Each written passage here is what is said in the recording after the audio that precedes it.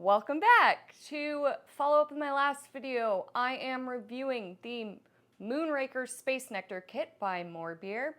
So this is chock full of hops.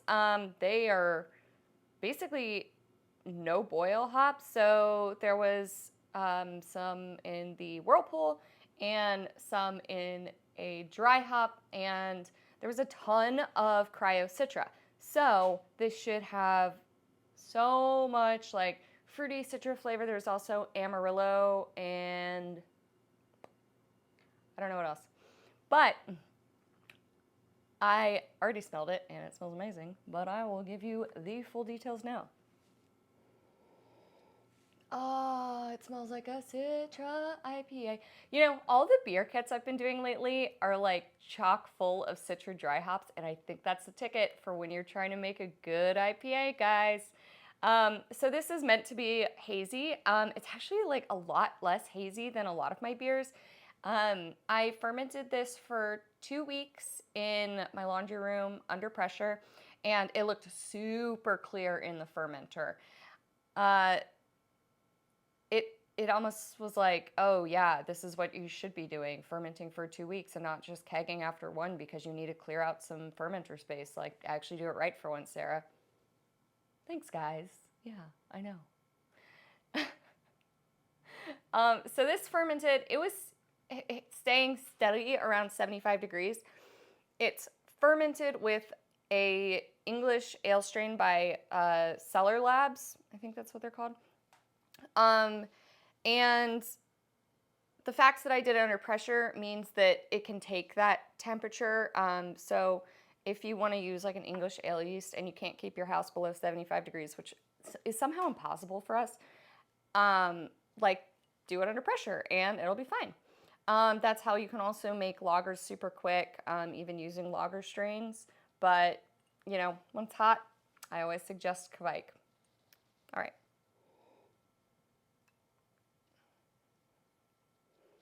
This has been carbonating for like 3 days. It's got a super pretty bright white head. It is basically sunflower gold color. I don't know if you can see it. Great, whatever. Ooh, maybe that'll focus. All right, let's get into it. All right, I guess I didn't really describe the aroma, so I guess we can do that now. It smells straight up like citrus, so it's kind of hard to describe. I'm getting some like orange peel, lemon zest, just, you know, the citrusy stuff. It smells good. It doesn't smell like it got too hot like my peach IPA did, so thank goodness. I was so worried. I was like, man, I'm like brewing this kit for More Beer. What if I do it shitty? Well, we'll see. All right.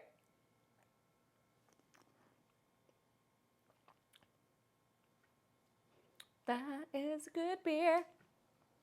Oh man, it's I like inhaled too quickly after I drank.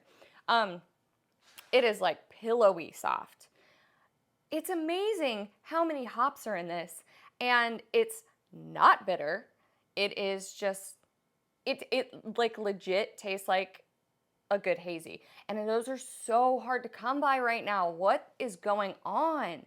It's like everyone decided that they needed to combine the like need for 100 IBU beers to be like, oh, I'm gonna wreck your palate with the hazy IPAs, and I feel like everything's just really thick and really strong right now, and that is the opposite of what I like. So that's why I've been going with lagers lately, but this beer I can actually drink. Yeah, the mouthful is just like very full but soft. It's not got any lasting bitterness on your tongue. It's just like drinking the aroma of the hops. It is lovely.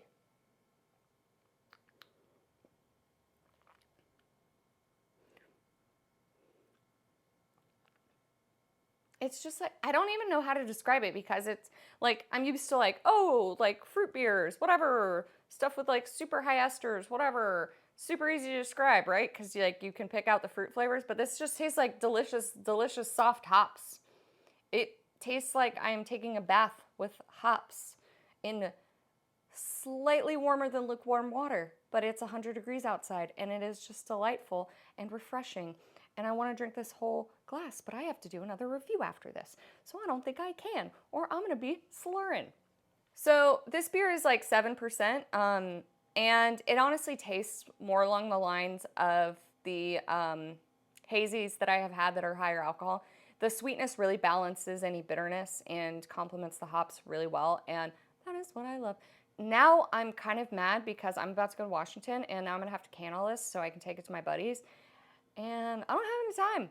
So that's my problem, I guess. You know, this isn't super carbonated, but I think it's like the perfect amount for it, which is, I'm usually like way overcarbed or way undercarbed because I don't really pay attention to it. I'm like, it'll settle itself out, right? How I carbonated this is I basically, I did the kind of shake it method at like 30 PSI, let it sit on 30 PSI overnight, and then just kind of kept turning down the regulator. So yeah, I would say if you make this, don't overcarbonate it. Oh, by the way, you can get the kit below. I strongly suggest it. This is awesome. And dang, every kit I do, if it's an IPA kit, I'm like, oh, you guys are gonna make me start making IPAs again. And then when I make my own IPA, I screw it all up. And I'm like, well, I'm not the professional here. Those guys are who are making these recipes. And I'm slowly learning their secrets. Some flaked wheat and some Citra. Citra on everything. You know, I was never really a huge Citra person, and I am becoming converted. It's a classic. It's hard to beat a classic, you know? That's why it's a classic. They're doing something right. All right, I could talk all night, but y'all have things to do, I'm sure. And I have things to do, such as review another beer, so I can't drink all this chatting to you. I will see you guys next time. Keep your eyes peeled for my cactus beer. That's what I'm reviewing next. I'm very excited. It's probably not going to be as good as this. I promise you that, because I made the recipe and, again, not a professional. All right, see you guys later.